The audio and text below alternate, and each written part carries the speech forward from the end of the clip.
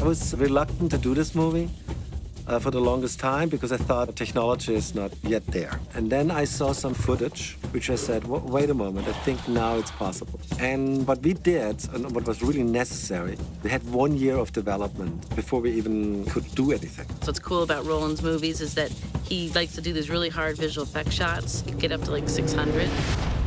What I wanted to do is a movie like no other movie ever seen. We have wonderful, huge woolly mammoths. We have a saber-toothed tiger that we haven't seen in quite some time. It's beautiful and grand because no one's ever seen these animals before. People are gonna really be transported to that time and place. We really have 6 different kinds of looks for the film as the characters travel from their native land over the mountains into this lost valley and then to the place where they eventually find the people that have been stolen by the slave raiders. We chose to shoot the entire film on location in order to have real backgrounds and real terrain that we were shooting the film in, as opposed to creating backgrounds with the computer. We assume that in 10,000 BC, the climate was different. It was the end of the Ice Age. You know, the mountains were colder. The climate was wetter down below because it was warming up and a lot of water was flowing. In the opening part where we're introducing the audience to the mammoth hunters, what Roland was looking for when we were location scouting, he said, I want something that's mountainous, that has really unusual archaic rock forms, that's treeless. And when we were doing our helicopter scout in New Zealand, it was just extraordinary because we found exactly what he had pitched.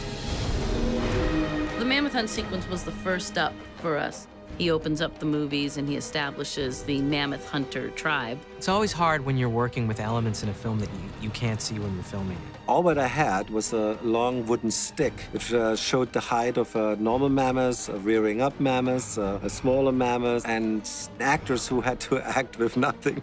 That's why I'm just at Video Village constantly. I'm kind of then whispering, saying, you know what, he's not ducking low enough for long enough. The mammoth's 9 feet wide, he's got to stay down. Interacting with a mammoth obviously presents its own set of challenges. It's a unique chance to use your imagination. Well, we pretty much designed the mammoths how they looked. We created an old bull, a young bull, babies. I mean, there's a whole lot of work done to make this look like a real herd. I actually went down to Tala Game Reserve with a team. We had a couple of HD cameras, and we shot elephants, tigers, all kinds of cats, have them run, roar, really whatever we can get. I'm an animator on 10,000 BC. Basically, my job is to bring mammoths to life. This is just to get some reference of general elephant behavior. You can really get a feel for what the characters are. Elephants don't gallop. Our mammoths gallop. What do you start with? No animal this size can gallop, so I've got to figure out, looking at reference footage, exactly what it might look like and trying to make a mishmash of different creatures to make a one run cycle for a mammoth. And you just got all these controls. You can move the legs around, you can really control the hips. And it's so easy to just push this thing to the limit. You can have this character contort into just any kind of positions. You've got so much control over where every single foot plant is. I can just really finesse every single little bit of toe motion because you've got all these controls that you can just add and add to, trying to get something that looks great. And you'll be doing this while you're looking at reference at the same time. By going through, like, frame by frame, I create the motion of weight and speed. From there, you can experiment and have them run sideways or go from a walk to a run and peel off to a turn, maybe, like, bump into other characters. When they're stampeding, it's a mix of fast walks, runs, and full-on gallops. And outside of animation reference, it became also textural reference, just getting close-ups of the feet of the elephant or the way the tusk and the ears looked. The mammoth, I think probably the best analogy is what a buffalo would have been to the American Indians. They honor it, they pray to it. After they killed it, they feel blessed. So it's a very natural, hunter-animal relationship. Later in the movie, they get enslaved as beasts of burden and workers in the pyramids. Today we're in Cape Town at Table Mountain Studios, named for the beautiful mountain behind us, which is the centerpiece of the city. We found this valley, and we could build our jungle there. It took months and months to create and build this set. Some of it's planted, some of it's, built and, fabricated out of all different kinds of elements. It was an expensive set to make, and I think it's one of the highlights as far as some of the backgrounds that we've actually created. Run! What we're shooting here at the studio is a scene where Camilla Bell and Stephen Strait are trapped by the terror birds. Actually, the last of the terror birds died out 7,000 BC, but it was in South America. We kind of say in the movie, there's this pocket we call the Lost Valley, and there's just magically this like last flock of terror birds existed. We use them a little bit more like sharks, where they come out of the grass and disappear again. It's very scary. The terror bird is just in there. He's just a cool factor. The birds had to interact with the actors, and you can only do this when you have something. So we had like blue men fighting with blue hats, you know, and they were the terror birds. It's actually worked quite well. Because the actor, when he fights one, he fights with something. It's kind of interesting with big men and wearing blue suits, kind of poking them in off and on. It's been a bit insane, but kind of just silly. We're just laughing the whole time. Getting chased and avoiding these massive ostrich-like animals has been fun and almost humorous to a point. The challenge for us on this show is trying to push the technology a little farther. Photorealism is really our goal. Photoreal, you know, when we use that term, it means that if anybody in the audience, if they're taken out of the film for a moment because the eyes just don't have that glimmer of life in them, or something about the lighting or the animation, if an audience member is taken out, we failed in photorealism. This is the shot as it was previs. We did it as a real down angle shot. Ended up shooting it more of a side angle.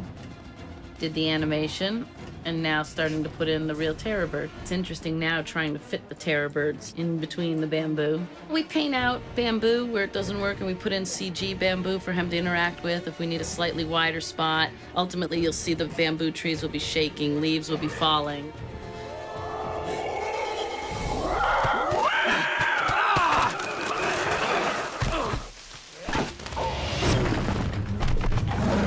We have a saber-toothed tiger that we haven't seen in quite some time. There certainly is a respect between hunters that comes to fruition inside of that scene.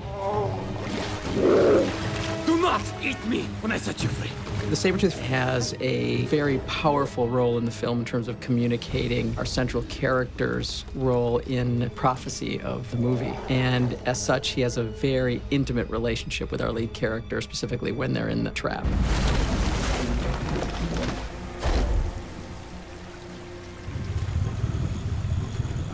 And there's the first time he acts not as a hunter. He acts as a more modern man.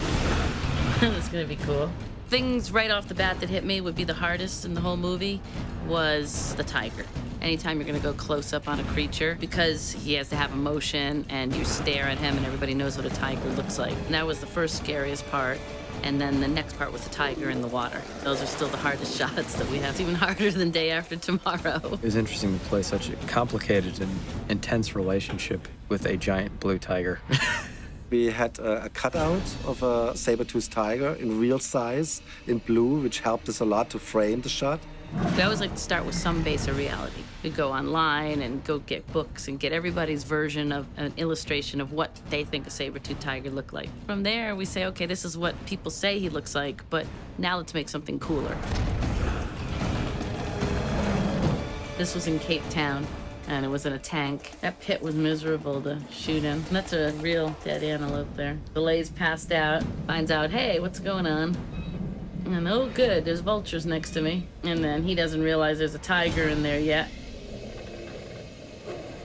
And this is the final.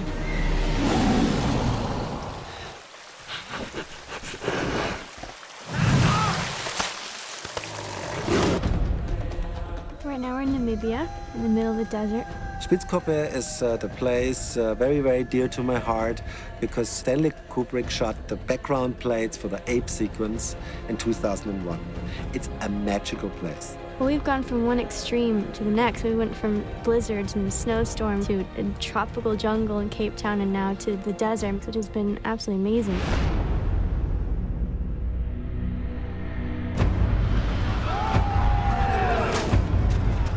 For the pyramids, they found two French architects who 2 or 3 years ago released a book where they found a new theory how the pyramids were built. We even involved them a little bit, in the movie. So there was a lot of accuracy in that, but the overall story takes its liberty. The thing about movies is that you want them to be real, but sometimes real isn't necessarily entertaining. So it's a very fine line between what might have existed and at the same time, what feels right for the character in the story. Normally, you would probably today do this all in the computer. But there is something not right about that. Because throughout the movie, you know, we always used helicopter shots to give the movie size. And when you have to do like kind of helicopter movements in the computer, it was always like something unreal about it. Then I, one night, had like this idea and said, why we don't build a big model, have a spider cam, which is a 3-cable system, which in a weird way makes same movements like a helicopter. And you can use real different light situation with real sand dunes in the background as the basic element for a shot. And it worked really, really well. Everything here is 1/24 scale, makes a human like 6 or 7 centimeters high. The miniature is roughly 100 by 100 meter of actually miniature covered area. It took us a little bit over half a year to actually build all the parts and construct them. I think there was around about 70, 75 people involved. It's the entire pyramid construction site. Of course, we'll be enhancing that later digitally with crowds and all the little things that bring it to life. It's all about the lighting. The thinking was if we build the miniature and shoot it at the same time of day that the practical sets are shot, then we've got natural lighting. The CG artists know exactly the true lighting that they have to match to.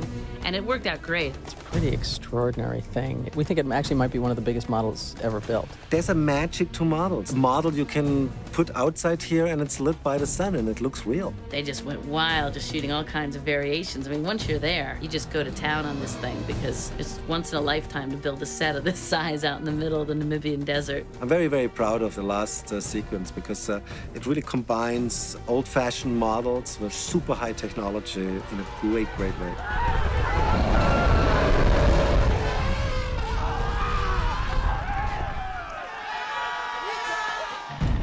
I was wondering why nobody ever tackled the subject matter because I think it's fascinating to have man and beast at the same time. Roland's making this movie for everyone. And when you see the creatures that exist and the action and the adventure that exists, it's really a very, very special movie. It's great working with Roland. And what I like about it, he's just absolutely fearless about it. I always tease him that he's a closet visual effects supervisor because he wants the biggest, baddest shots. And that's great because it pushes me and it pushes all the artists that are working on this show to really have to raise the bar each time. I think that's what really movies should be about, that you experience something else, something that brings you to another world.